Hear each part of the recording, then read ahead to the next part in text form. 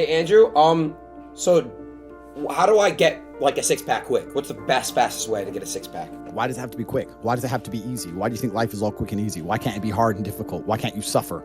Because suffering is what gives it value. If everyone had a six pack and it was quick and easy, then it wouldn't be valuable, would it? If everyone walked around with a six pack and they got it easily, then no one would give a shit. The whole point is that it's difficult to get. Value is linked to difficulty. If you want something that is valuable, you need something which is difficult to obtain.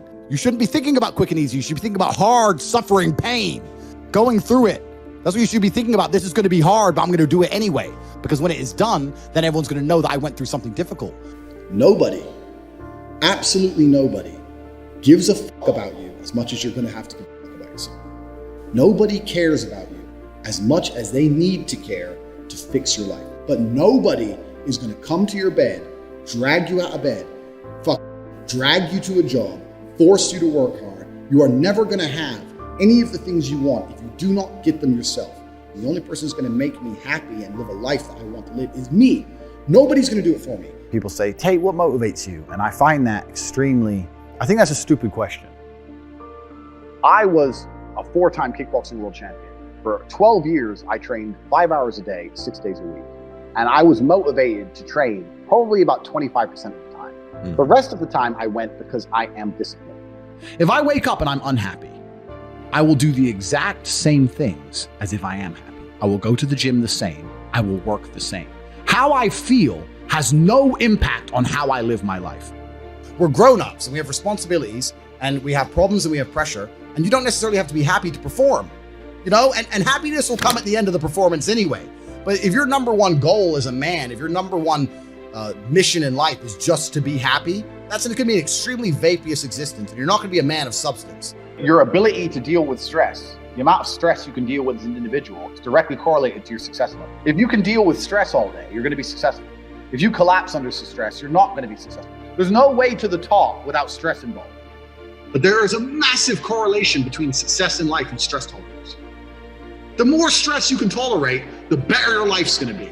One of the only things in this world you can control is your state of mind. You can't control the weather. You can't control other people. You can't even control your health. One of the very few things in the world you have genuine control over is your state of mind.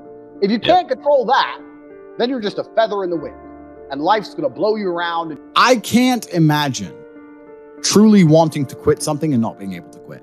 I can't imagine it. When I talk to people who say, I want to quit smoking, I say, when? They go, oh, well, soon. Well, that means you don't want to quit.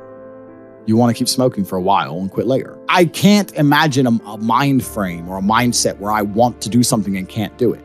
It's almost difficult for me to answer that question, because if you have that kind of mind, if your mind is so fundamentally broken that you cannot do with your own mind what you want to do, then you're just, right? Life is hierarchical. There's always going to be kings and there's always going to be peasants.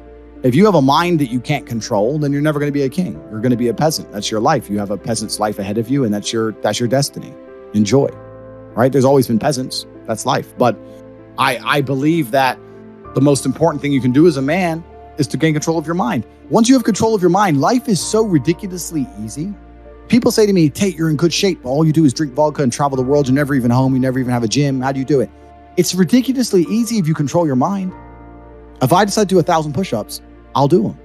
Maybe I have to do them one at a time. Maybe I'll get tired. Maybe I need a break. I'm going to do 1,000 because I said I'm going to do 1,000. Everyone knows what they're supposed to do. You either control your mind or you don't.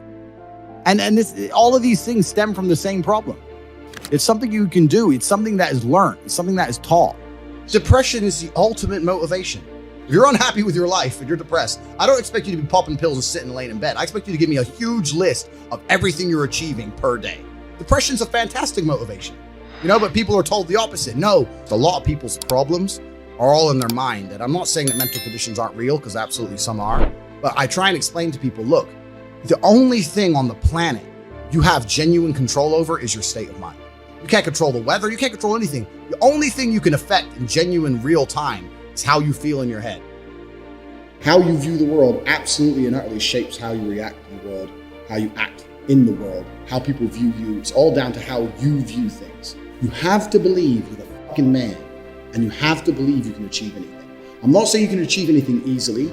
I'm not saying it's not going to take a whole bunch of work. I'm not saying it's going to happen quickly. But you have to believe you can achieve anything. When I tell people that you are the sum of the 5 people you spend the most time with, everyone agrees. They go, yeah, that's probably true. And then they continue to hang around with people who they don't want to be. Why? There has to be a point where you sit and go, okay, you're my friends, etc., etc. I love you guys. Yeah, we can talk, whatever. But I'm on a different life path. You have to leave some people behind. If you were to come hang around with me and my crew, you would be self-conscious. And that self-consciousness would motivate you, or they would certainly instill the discipline required for you to change. You don't feel self-conscious amongst your peers. That's why you don't change. When I was broke, I couldn't sleep. And I say that, people laugh. I'm not joking. When I wanted money, like fucking I needed air. People say to me, I want to be rich. And I say, okay, well, I want to be able to ice skate, but I don't want to be able to ice skate enough to go learn how to ice skate because I can't be bothered. I mean, surely if I could click my fingers and be a figure skater, I'd click my fingers. Who wouldn't? But I don't want to actually go train because I don't want it enough. And this is the exact point with money. Everyone wants money put on their lap. If you truly wanted money, you wouldn't be able to sleep until you fucking had it. And this is the point. Because when I had nothing, I couldn't be distracted. You couldn't distract me from what I wanted. Life when you're young is a completely different experience to life when you're old. When you're older, your life quality seriously decreases, massively. So you have about 10 to 15, maybe 20 years to find a way to get rich and enjoy being rich. And you got to put it all together and you got to do it quick. You have to start saying, I want to take money. Because that's how you have to think. You don't make it, you take it. So you have to start talking that way. You got to take money. Is that money isn't real. Money is like water. Money never stays still.